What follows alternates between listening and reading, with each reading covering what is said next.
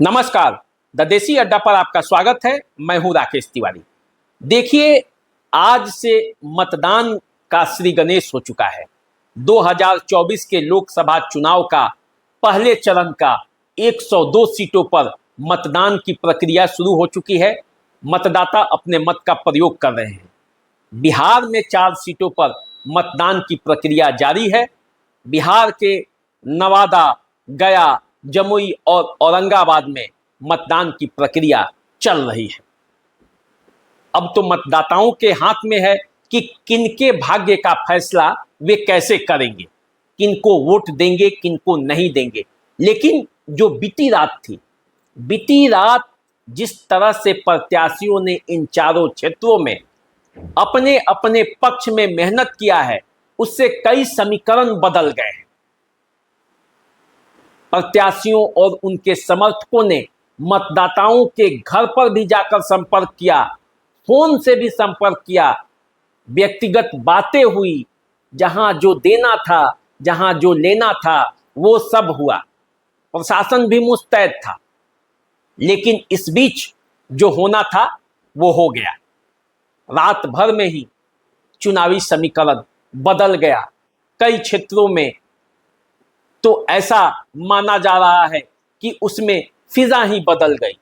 अपने अपने प्रत्याशियों के पक्ष में अब लोग खुलकर सामने आ गए और आज मतदान की प्रक्रिया शुरू हो चुकी है।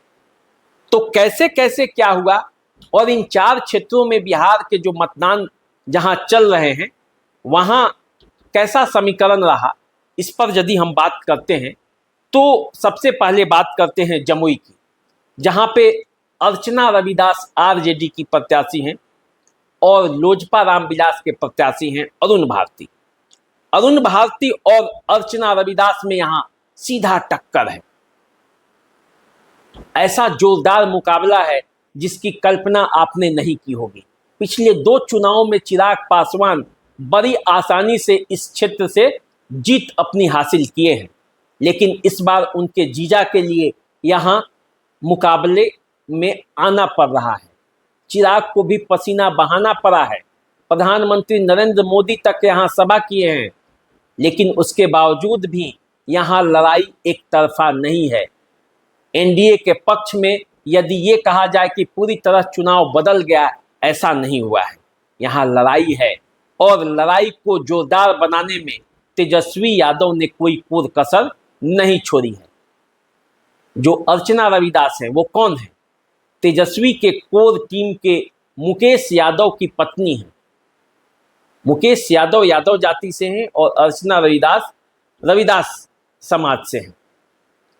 और जब दोनों का संबंध है और इस बीच जब जमुई का चुनाव है तो बड़ा रोचक चुनाव है, क्योंकि यादव भी इस बार उसी मुस्तैदी के साथ लगे हुए हैं, जैसे उनको लग रहा है कि उन्हें अपना ही प्रत्याशी जिताना हो।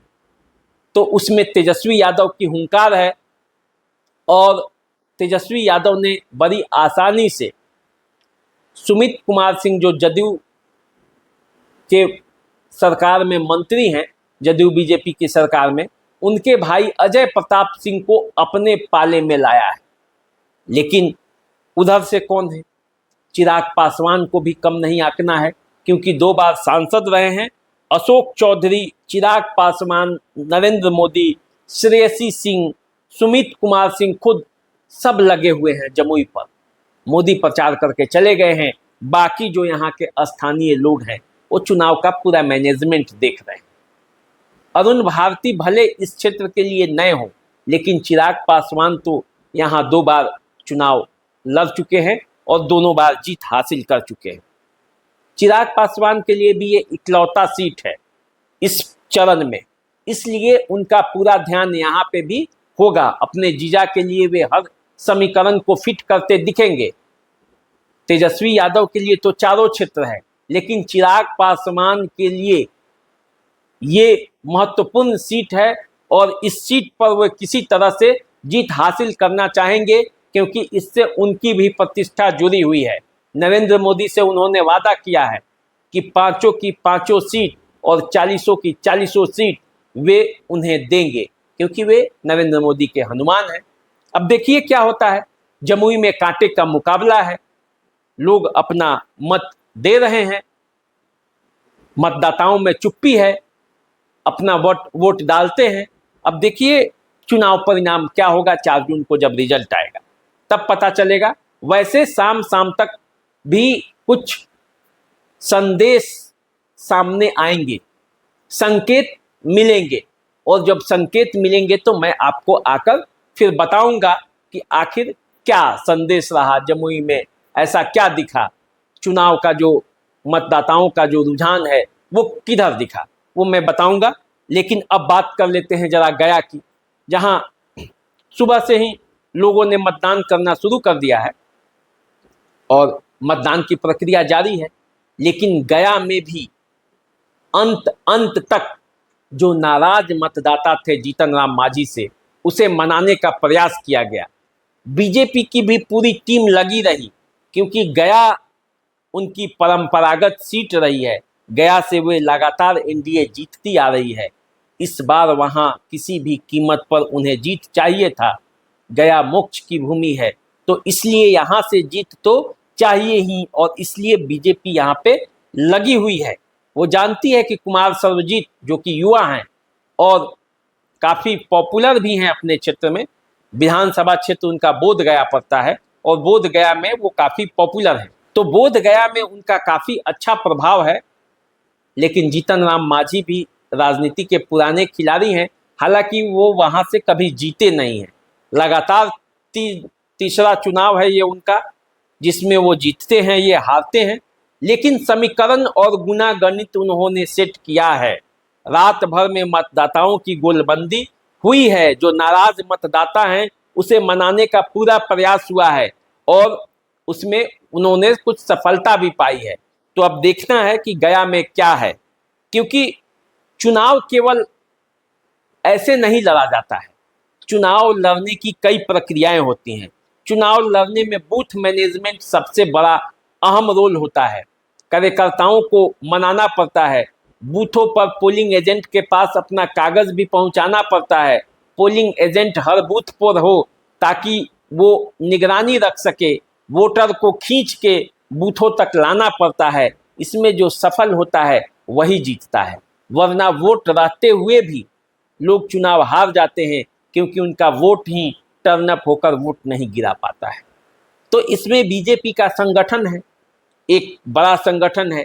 उन लोगों को ये पता भी है कि कैसे अपने कार्यकर्ताओं को लाना है, और आरजेडी को भी ये पता है। आरजेडी भी जमीनी स्तर पर काम करती है, हर स्तर पर उसके कार्यकर्ता हैं। तो दोनों तरफ से टसल है, और गया में यही देखना है कि हो क्या रहा है। अब आइए नवादा की बात कर लेते हैं। नवादा पर भी बड़ा टसल है, और यहाँ कांटे की टक्कर है। यहाँ अपने लोग अपने ही लोग से लड़ रहे हैं। विनोद यादव जो निर्दलीय चुनावी मैदान में उतरे हैं, राज बल्लभ यादव के भाई हैं। बात इन्हीं से शुरू करते हैं, और उससे पहले जान लेते हैं कि नवादा में कैसी लड़ाई है। नवादा में चतुष्कोणीय लड़ाई के मुहाने पर खड़ा है। नवादा में गुंजन सिंह हैं, नवादा में भाजपा के प्रत्याशी विवेक ठाकुर हैं, उनको गुंजन सिंह परेशान कर रहे हैं, और आरजेडी के प्रत्याशी श्रवण कुशवाहा हैं, उनको विनोद यादव परेशान कर रहे हैं। अब देखिए नवादा के आरजेडी की राजनीति में यदि आप नजर डालेंगे तो राजबल्लभ यादव का बहुत ही महत्वपूर्ण हाथ है। राजबल्लभ यादव का पूरा परिवार जो है वो शुरू से ही आरजेडी को बनाने में उनकी भूमिका रही है।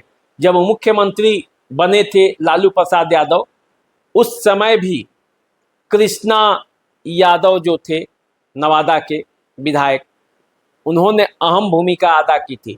बीजेपी के वे थे, उन्होंने तोड़कर विधायकों को लाया था, और तब लालू प्रसाद मुख्यमंत्री बने थे।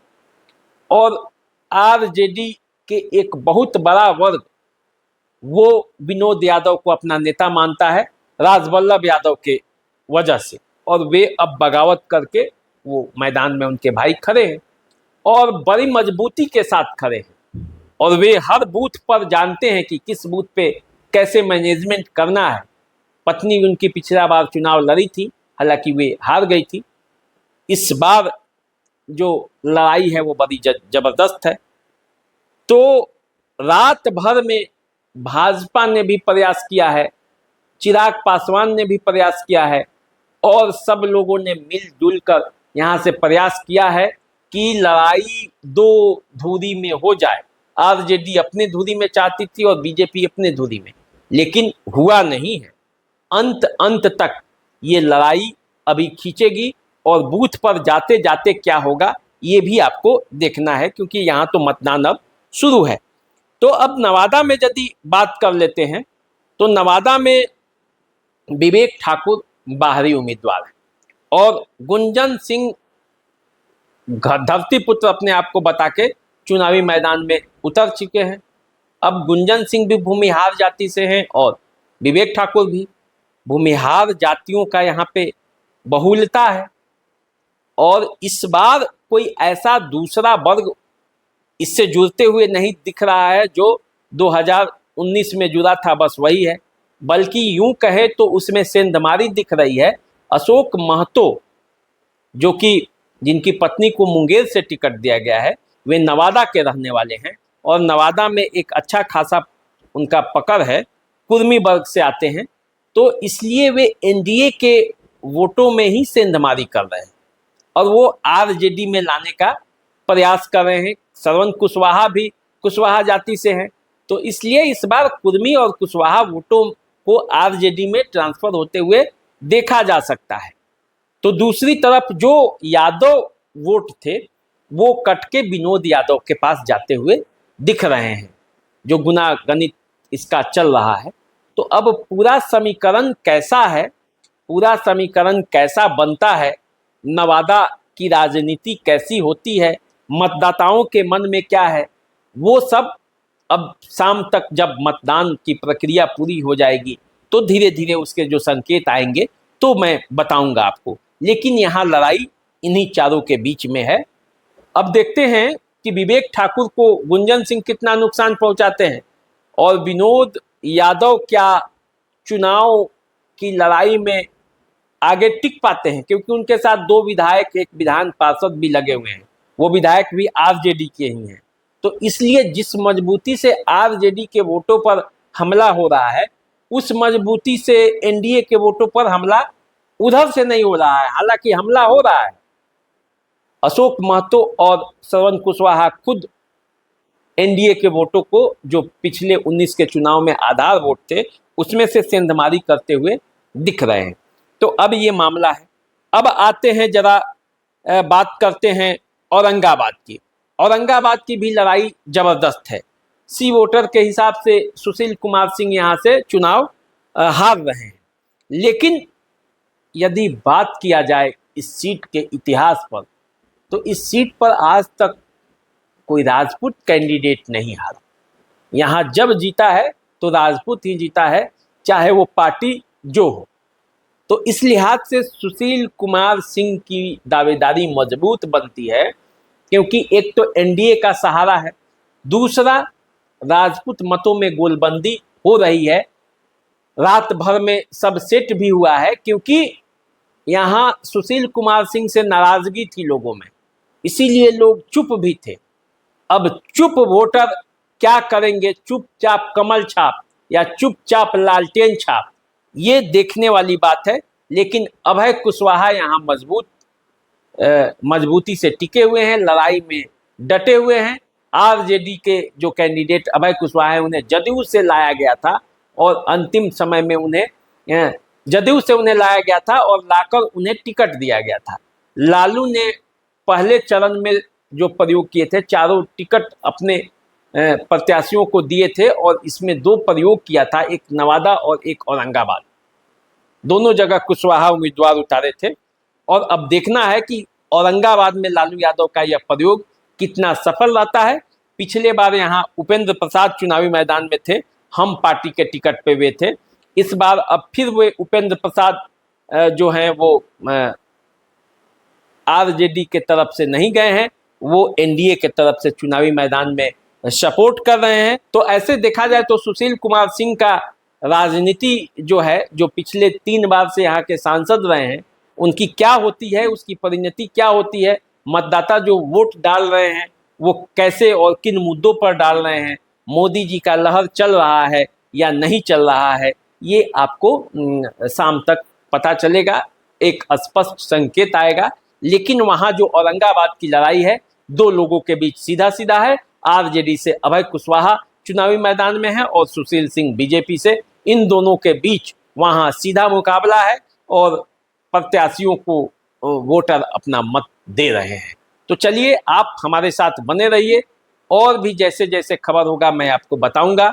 आप हमारे साथ जुड़े रहिए, चैनल को सब्सक्राइब कीजिए, फेसबुक इंस्टाग्राम पे हमें फॉलो कीजिए। नमस्कार।